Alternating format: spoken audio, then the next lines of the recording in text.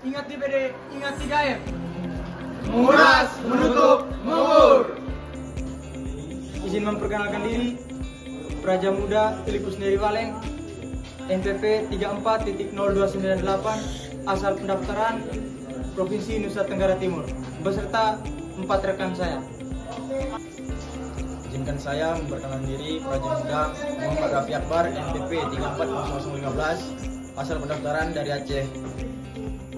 Izin memperkenalkan diri, Praja Muda Steve Abel Sebancin, NPP 340052, asal pendaftaran Provinsi Sumatera Utara.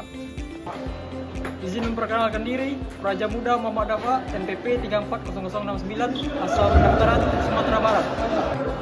Izin memperkenalkan diri, Praja Muda Muhammad Farhan Rubani Mokodopit, asal pendaftaran Sulawesi Utara. Assalamualaikum warahmatullahi wabarakatuh. Salam, Om Swastiastu. Pada kesempatan ini, kelompok kami akan mensosialisasikan bagaimana langkah-langkah kita untuk mencegah jentik nyamuk DBD yang sangat penting untuk kesehatan kita bersama. Betul sekali. DBD atau demam berdarah denggi disebabkan oleh virus yang dibawa oleh nyamuk Aedes aegypti. Salah satu cara untuk mencegah DBD adalah dengan mengendalikan populasi nyamuk agar dapat dikendalikan sehingga populasi nyamuk tersebut tidak membludak sehingga dapat menyebabkan wabah DBD. Salah satu langkah pertama yang dapat kita lakukan untuk mencegah terjadinya DBD adalah dengan cara membersihkan lingkungan rumah, melakukan pembersihan di luar, di dalam maupun di sekitar rumah agar tidak terjadi genangan air yang dapat menimbulkan jentik-jentik nyamuk dan juga menyebabkan timbulnya dampak DBD. Kami juga menyarankan untuk selalu memeriksa wadah-wadah yang berisi air seperti bak mandi atau apapun yang berisi air di kamar mandi. Karena disitulah tempat jentik-jentik itu bisa tumbuh kalau kita biarin. Jadi kita harus memeriksanya minimal sekali seminggu. Gunakan juga obat larvasida untuk membersihkan genangan air yang susah untuk dibersihkan agar bisa membunuh jentik nyamuk yang ada di genangan air. Kami juga menyarankan untuk selalu memakai pakaian tertutup maupun di kaki ataupun tangan, dan juga untuk selalu memakai lotion ketika ingin keluar rumah agar kita bisa terjaga dari gigitan nyamuk. Selain itu, perlu kesadaran masyarakat tentang tanda-tanda munculnya DBD seperti demam tinggi, nyeri sendi, dan ruang. Jika telah merasakan gejala-gejala tersebut, segera melaporkan atau konsultasi ke fasilitas kesehatan. Mari kita lakukan kerjasama dalam melakukan pencegahan ini. Ajak keluarga, ajak rekan-rekan kerja, ajak teman-teman dan juga tetangga untuk melakukan gotong royong, melakukan pencegahan seperti menjaga kebersihan, melakukan pelestarian lingkungan, dan mari sama-sama kita untuk mencegah penyebaran DBD ataupun penyakit. Kami mengajak saudara sekalian untuk berkomitmen melakukan langkah-langkah pencegahan ini. Satu tindakan kecil yang dilakukan sangat berarti untuk kesehatan kita bersama. Ingatlah, pencegahan adalah kunci. Mari kita jaga kebersihan dan jaga kesehatan kita dan orang-orang terkasih agar terhindar dari DBD.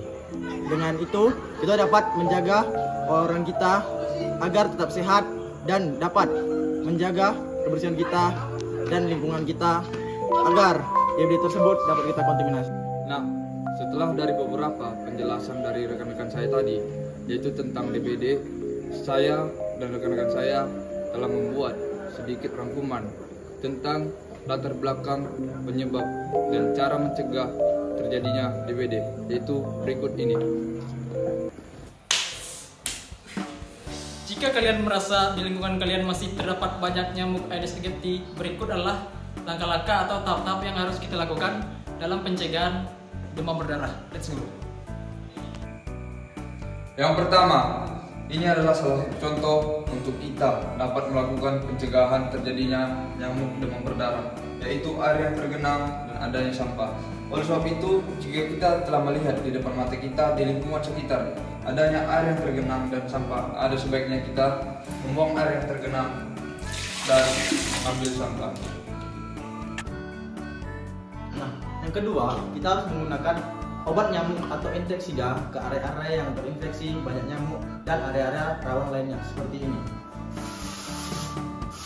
Nah, gunanya kita mensemprot obat nyamuk tersebut ialah untuk membunuh nyamuk-nyamuk yang berada di sekeliling kita, serta untuk membunuh bakal-bakal calon nyamuk agar tidak berkembang biak menjadi nyamuk dewasa, sehingga area kita tersebut dapat terhindar dari nyamuk-nyamuk DBD maupun bakal calon nyamuk DBD.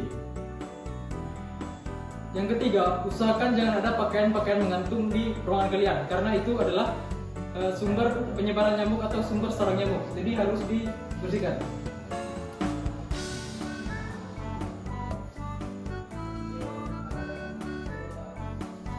Nah, yang keempat, jangan lupa selalu memakai lotion untuk kemana saja, apalagi pas mau tidur.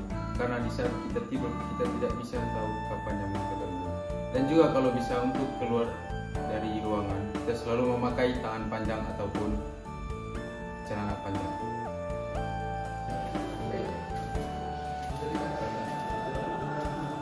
Nah, dan yang kelima, kalian dapat melakukan ataupun selalu rajin untuk menjaga kebersihan lingkungan sekitar kita. Seperti yang saya lakukan ini adalah menyapu, mengepel, dan membersihkan ruangan-ruangan lain yang mungkin terdapat debu ataupun banyak munculnya terjadi bakteri. Nah, yang keenam, kita dapat melakukan pemeriksaan kesehatan secara rutin. Jika kita merasa badan kita atau badan keluarga kita tidak enak atau terdapat penyakit, sesuatu yang tidak kita ketahui, maka segera periksalah ke UKS, klinik, atau rumah sakit terdekat. Kita dapat juga makan makanan sehat, olahraga teratur, bangun pagi, menjaga kebersihan kita untuk meningkatkan kesehatan kita dan kesehatan lingkungan kita, sehingga kita dan keluarga kita dapat terhindar dari segala penyakit. Jika kalian merasa penyakit kalian sudah buruk, maka kita harus segera menghubungi dokter dan pergi ke rumah sakit terdekat untuk menghindari dari penyakit serius lainnya.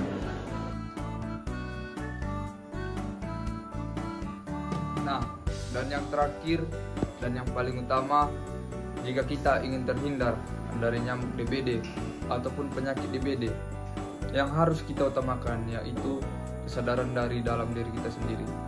Jika kita tidak ingin terkena penyakit, jika kita tidak mau rekan-rekan kita ataupun orang yang di sekitar kita terserang penyakit demam berdarah, maka mari kita melakukan pencegahan dari dalam diri kita sendiri, dari mengingatkan rekan-rekan kita, melakukan gotong royong, melakukan kerjasama demi kebaikan kita bersama, demi pencegahan dan tidak terjadinya penyakit-penyakit DBD ataupun penyakit lainnya.